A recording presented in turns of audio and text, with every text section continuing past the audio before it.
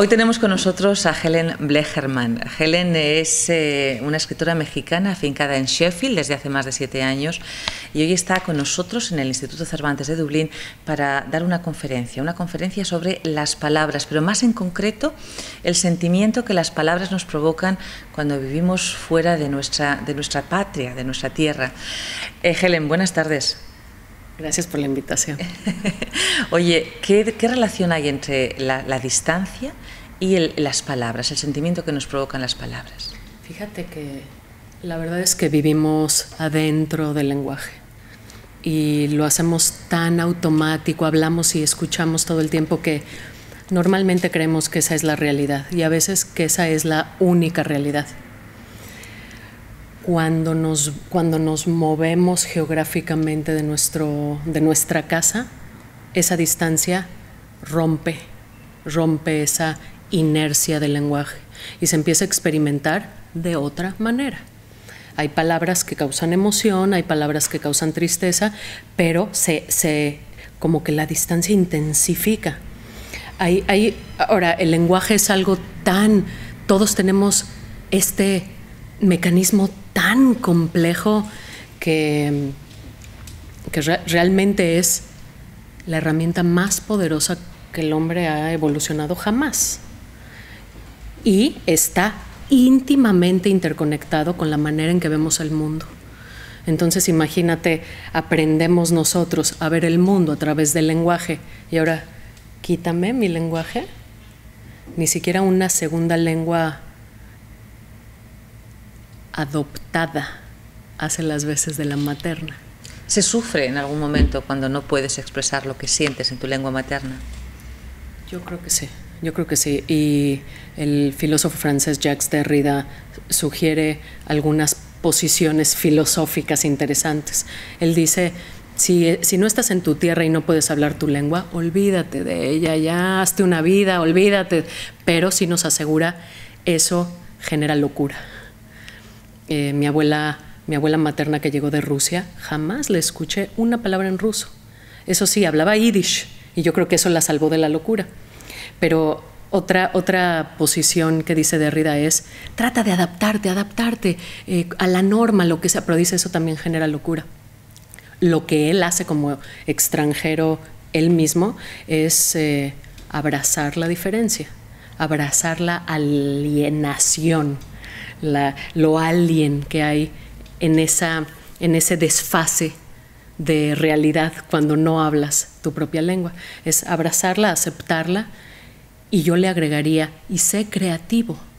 Inclusive Julia Kristeva habla también de la creatividad, de esa apertura interna que se puede vivir cuando no tienes tu propio lenguaje. Tu interés por las palabras te llevó en un momento dado, casi por casualidad, pero ahí está, a hacer un proyecto que se llama El Jardín de Nuestra Lengua. Cuéntanos cómo surgió el proyecto y en qué consiste.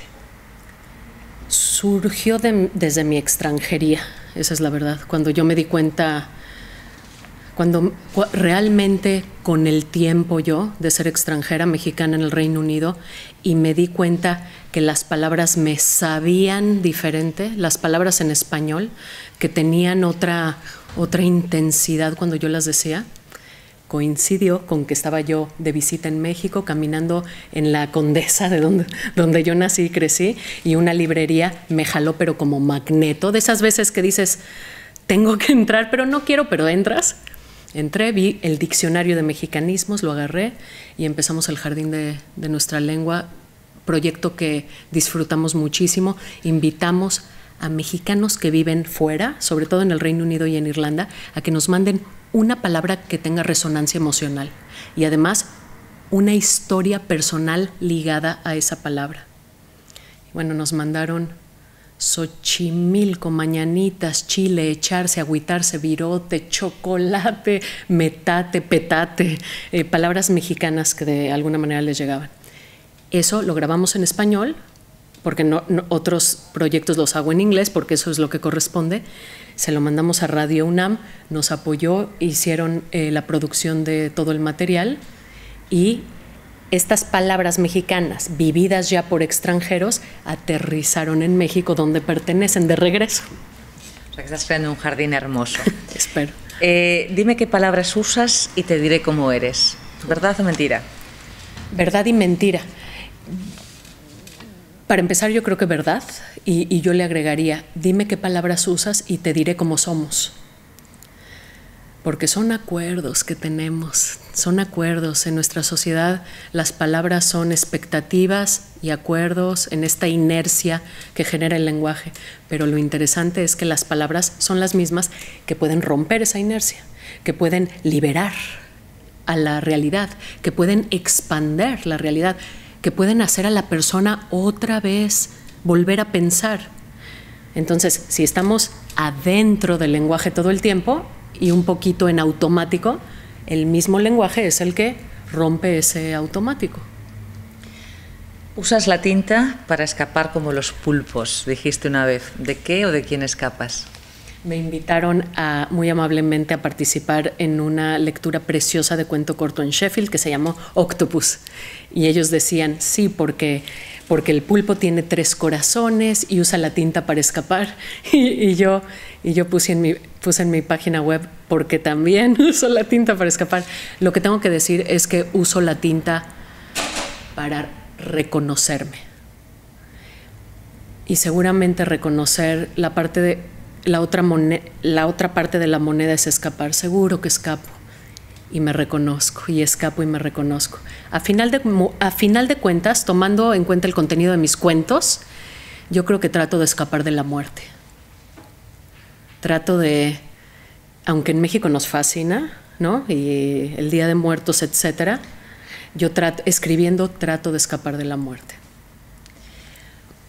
Una de las cosas en las que más trabajas, que trabajas en muchas, trabajas también en la universidad, tienes varios proyectos de radio, escribes, también eres artista visual, pero sobre todo en todos esos proyectos, si hay algo que es común a todos ellos, es que intentas, por encima de todos los medios, luchar contra los estereotipos, dar a conocer un México que es distinto. ¿Con qué trabas te encuentras cuando haces tu trabajo y por qué crees que te encuentras con esas trabas? Yo creo que la principal traba es la pereza mental. Nos encanta catalogar, necesitamos catalogar, nos gusta el orden. El lenguaje está lleno de orden y estructura y ese orden y estructura no siempre merece nuestro respeto. Y la verdad es que podemos jugar con las piezas del lenguaje y sacar algo mejor. Los estereotipos y la pereza mental, la repetición de palabras o de ideas sin pensamiento, hacen que se empiece a vaciar de contenido. Yo me pregunto, si le digo casi a cualquier persona, ¿qué viene primero a tu mente en el mundo? ¿Qué viene primero a tu mente si digo fiesta?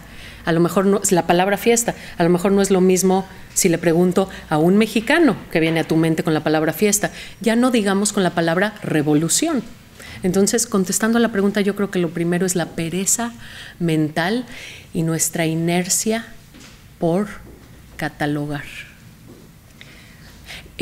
Yo lo que trato de hacer es ponerme siempre No quiero presumir de que lo hago, sino la intención es ponerme en lo desconocido, y otra vez en lo desconocido, y otra vez en la hoja en blanco, Si te vieras obligada a elegir entre la palabra o la imagen, ¿qué elegirías y por qué? Si la imagen es de tacos, me quedo con los tacos. Yo siento, aunque ahorita me estoy dedicando a escribir y tengo en stand-by el arte visual, a lo mejor para siempre, siento que con la palabra estoy invitando al otro a generar sus propias imágenes. Y ese juego, esa colaboración con el lector, no la sentí en lo visual. Yo siento que con la escritura puedo jugar más con los tiempos, el futuro, el pasado, el presente, con la cámara, dónde pongo la cámara, por así decirlo. La palabra es un medio que me da más libertad. ahorita, no sabemos. Está claro que la palabra tiene poder, pero ¿tú crees que se nos escapa a la gran mayoría el poder de la palabra? Qué buena pregunta. Yo creo que se nos escapa siempre el poder de la palabra. No tanto porque nosotros podemos usar el poder, sino porque el poder de la palabra es usado en nosotros, porque vivimos adentro del lenguaje, no nos entendemos sin lenguaje. Una sociedad sin lenguaje sería como un océano sin agua. Si el agua le permite al océano sostener la vida y progresar la vida, el lenguaje le permite expander al humano la posibilidad de colaborar uno con el otro. Y ya para acabar, Helen, ¿qué palabra eliges tú para poner en ese jardín de la lengua? Enchiladas. Y cuéntanos la historia. Comer comida mexicana. La distancia, ya no digas con el lenguaje, con la comida materna. Enchiladas vía mi grupo, y por parte de ahora sí que por parte de madre, gefilte Fisch, Borscht. Esas serían las palabras, Borscht y enchiladas. Bueno, pues con esta palabra añadida por la autora de este proyecto vamos a acabar la entrevista, pero como siempre tú dices, no se olviden que la casa se lleva adentro. Muchísimas gracias por estar aquí con nosotros. Gracias, y hasta Carmen, siempre. una delicia.